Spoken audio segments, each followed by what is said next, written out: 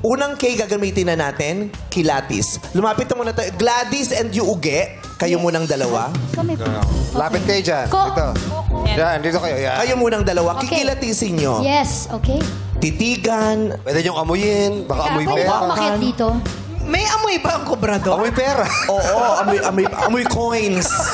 Ang ganda ng buhok niya, ha? Talagang... Talagang attracted Straight kita Sa buhok talaga. Obsessed sa buhok. Ito si ano Hindi kasi Gladys. bilang loan associate, parang may time siyang mag-ano ng buhok. Syempre, pagkatapos yung kumubra, yung nasingil niya, ipang papa-hot oil na muna.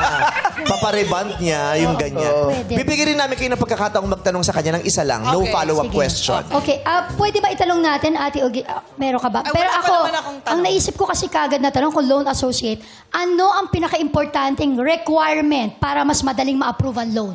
Uy. Yun. Valid ID. Ayan. Dahil isa lang yung tanong ko yun. Valid ID. Pinaka-importante kasi ang sinabi mo eh. So, ang sinabi niya, valid ID. ID. Which is true. Totoo Lahat naman naman. hinahanapan ng ID. Lahat naman eh. Oo, isa sa mga importante yun, pero hindi yun ang pinaka-importante para sa akin. Pero siyempre, okay, nag-gets naman kita doon. Nagtanong ka, tapos nagagalit ka nung sinagot ka, Gladys. Hindi, parang piniloso po ako, valid ID. Clara, Natural. silang Clara.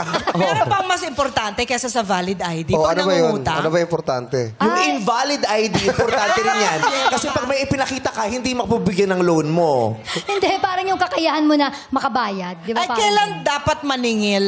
Ay, no follow-up question. Ay, sorry. One question only. Tapos na ba Okay. kayo kumilati sa kanya? Oo, tapos na. O, pwede na tayo pumunta sa pangalawa. Tayo. Okay, ano ba yung mga feeling mo pag nakita ko to, ay ito yun? Sa kanya kasi, di ba nag-introduction sila Yes. kanina? Yung boses niya kasi parang may command na magbayad ka na. Or kaya ko yan, ako Or nang bahala. umutang ka na. Pag nakita mo siya kahit may pera ka, uutang ka. Yes. So, budolero ito. Budol. Tsaka nasa tayo, parang yung tayo Anong niya tayo? may... Ay, may kilala ko nagpapautang pero naka-wheelchair, okay? Oo, hindi Ah, okay. Oo. Pero kasi ang ini-imagine kong eksena, kahit habulan, yung hindi makabayad yung umutang, kaya Kaya niyang niyang habulin habulin. eh. Tsaka yung boses niya, Ay, kasi may kilala ko malakas. nagpapautang, hindi naman tumatakbo, pero may mga asong dala pag naniningil.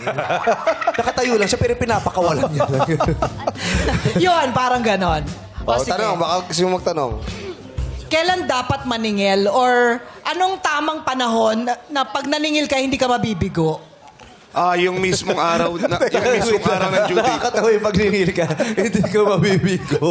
Pag naligil ka, hindi ka mabibigo. Napakahalagang masagot ngayon yan kasi ang daming May timing nagtatanong niya, kailan ba tayo maningil para hindi tayo mabibigo? Mahirap maningil ah. True. Oo, ano raw tamang pagsingil at Tamang panahon. Panahon. Yung mismong araw ng due date. Mismong araw ng ng due due date. Okay. paano kung hindi naka... No follow-up no question. follow-up question. Sa May kahigpitan, di ba? Wala ko kasi favorite Nakakuha ka question. ba? Tanong. Nakakuha ka ba rin Hindi, sa one sagot? question lang kasi. Ito na si What's Love. Oo. Kinatisin nyo na sa itsura, Oo. sa tindig. Maganda si ate, ah. Oh. Diba? Ako What's parang love? naisip ko, dahil tinanong ni ate, Tanongin mo, what is love? Yun ang tanong ko sa kanya. Asawa ng Dr. what's Love. love? Oh. Yan ba talaga sa Pag, tanong? pag nangutang ka, what's love got to do with it? Ay, pwede ha? Oo. Yan na ba yung Utang question? daw, Teka what's- lang, yun na ba yung tanong natin? Yan na ba yung question Kasi mo? hindi na nila, ano, Oo, pwede Ayun na. naman, di ba? Oo. Sa utang daw, what's love got to do with it? Kailangan pong magbigay ka ng pagmamahal din sa kanila. May Intindihin mo rin konsiderasyon. sila. Ano po, para? Intindihin nyo rin po sila. Iintindihin pag so hindi may konsiderasyon nakakabayad. ito pag nagpapautang. O yun. Base sa mga nakita nyo sa kanila, sa pag-oobserba at sa mga sinagot nila,